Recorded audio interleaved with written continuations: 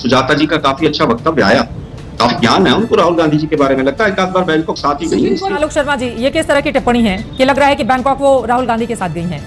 मतलब बैंकॉक जब ये दो लोग चिल्ला रहे थे, जब आपके मुंह में दही जम गई थी चित्रा जी। और ये क्या अंग्रेज करते रहते हैं, जिसकी अध्यक्षा अभी तक भी यूरोपियन है। सोनिया गांधी कौन से झुमरी तलैया में उनका जन्म हुआ है? ये क्या हमको अंग्रेज बोलते रहते हैं? हम अंग्रेज हैं? अब हमको देखिए, मैं अंग्रेज हूँ।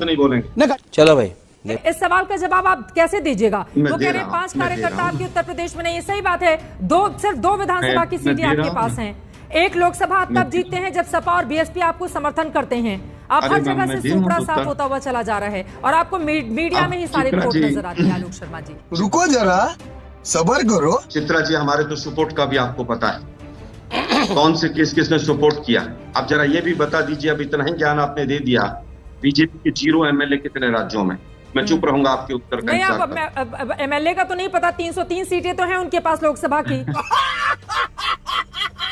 और 1000 से ज्यादा उनके पास विधायक हैं। आलोक शर्मा जी, आपको बिल्कुल मैं यही कह रहा हूँ, आप कांग्रेस की पार्टी का है तो हमारे समर्थन को भी पता है आपको। हाँ। और बीजेपी के कितने राज्यों में 0 एमएलए है वो नहीं पता। आपको बिठाया है तो आप बता दीजिए ना आलोक शर्मा जी। सुनिए ना, कांग्रेस की प्रवक्ता आलोक शर्मा ने बीजेपी की सबसे जाहिल और घटिया प्रवक्ता कटार पत्रा संबित पत्रा की पख्या उतर कर रख दी। राहुल गांधी का मजाक उड़ाना पड़ गया भारी इस कटार पत्रा को। आलोक शर्मा ने इस संबित पत्रा की क्या जबरदस्त बैंड बजाए है। और दूसरी तरफ सुजाता पांडे, जो यहाँ पर राजनीतिक विश्लेषक बन के आया है, दरअसल वो बीजेपी की कट्टर समर्थक है। इसलिए राहुल गांधी को लेकर करा भद्दा सा मजाक, फिर उसकी मजाक उसके ऊपर ही पड़ गया भारी। कांग्रेस के प्रवक्ता आलोक शर्मा ने पलट कर उससे ऐसा क्या सवाल पूछा जो उसको लेकर चित्रा त्रिपाठी और वो दोनों इतना भड़क गए। जानने के लिए देखिए पूरा वीडियो।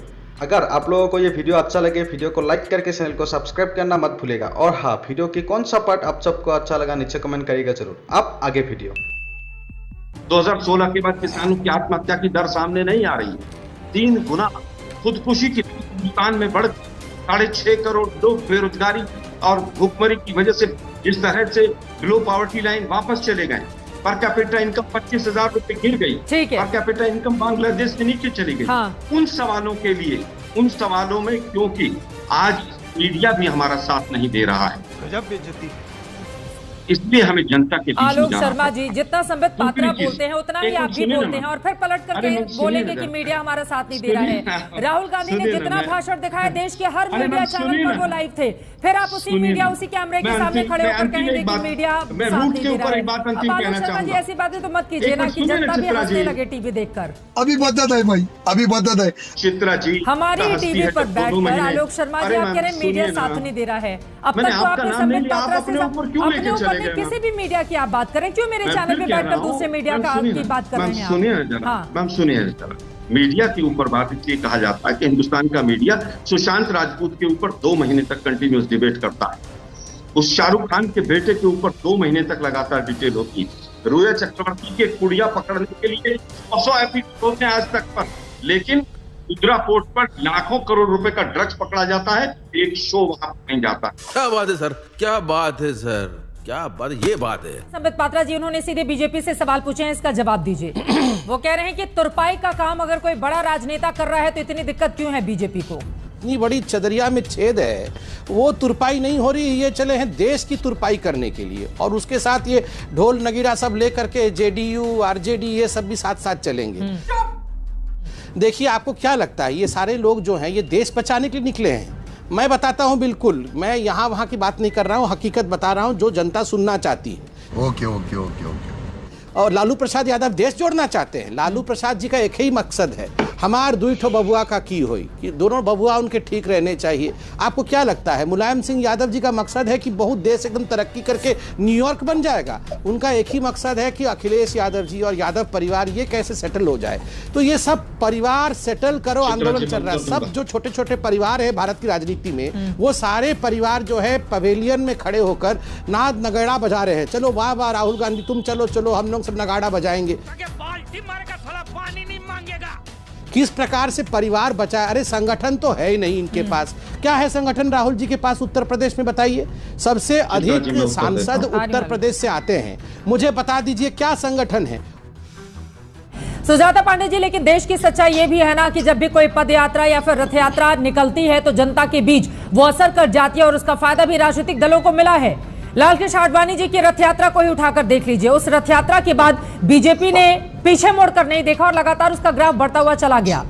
तो अगर कांग्रेस पार्टी आज की तारीख में संघर्ष कर रही है और उनके सबसे बड़े चेहरे सड़क पर उतरकर जनता के बीच जाकर वहां पर भारत जोड़ो यात्रा ही सही उसके जरिए अगर राजनीति को या वोट को अपनी तरफ खींचने की कोशिश कर रहे हैं, तो क्या दिक्कत है इसमें?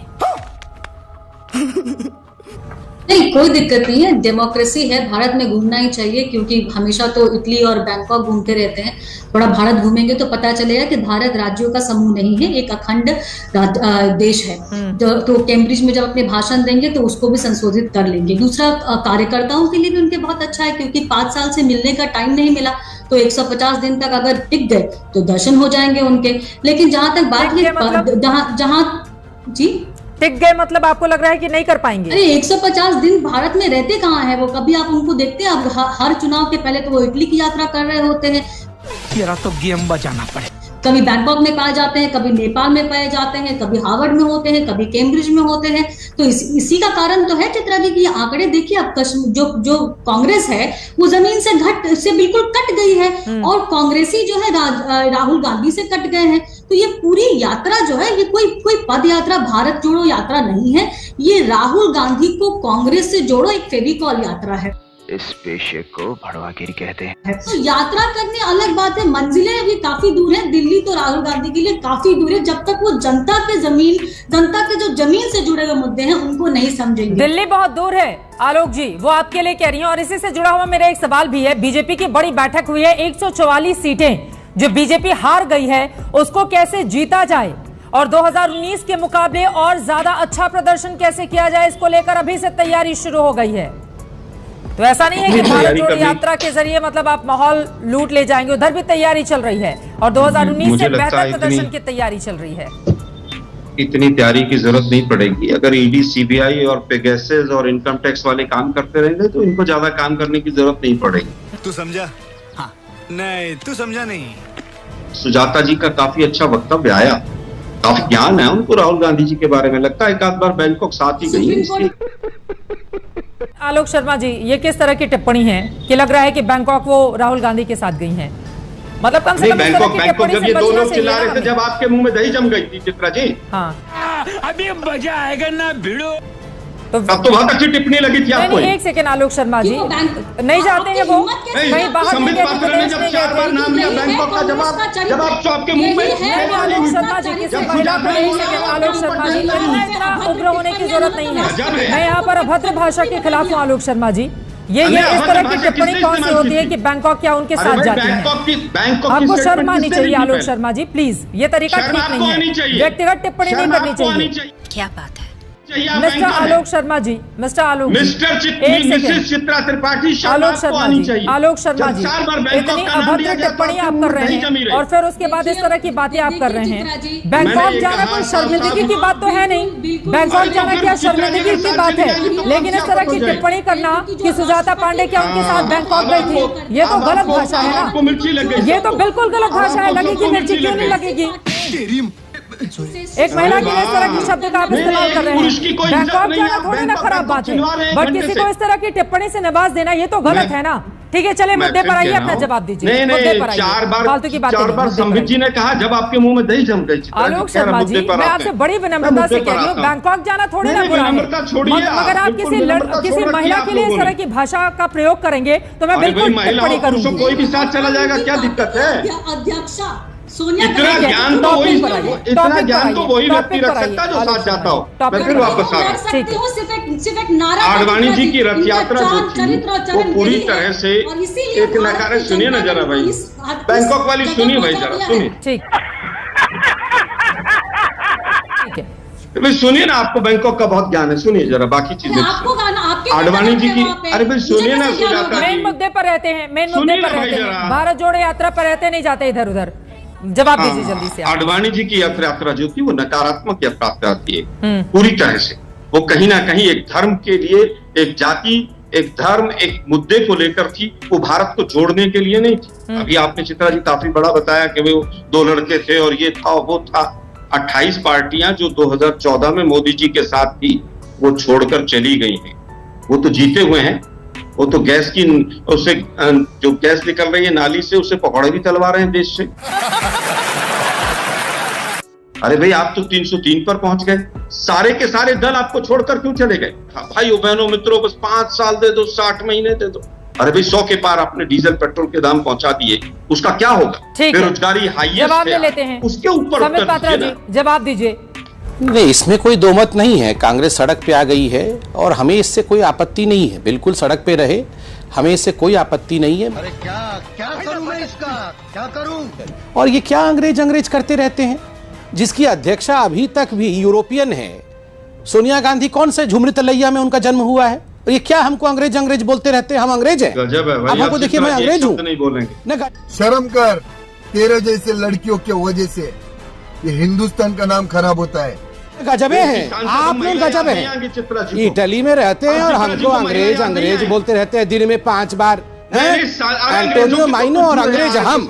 अध्यक्षा आपकी एंटोनियो माइनो और अंग्रेज हम हैं। कैसे अंग्रेज हैं हम बताइए? साले तभी एंटोनियो माइनो कौन है और हम कैसे अंग्रेज हो गए? अरे चित्रा जी जरा इनका आवाज को शांत तो करिए, फिर हम जवाब देते हैं। वक्त हमें इतने की इजाजत देता है। चले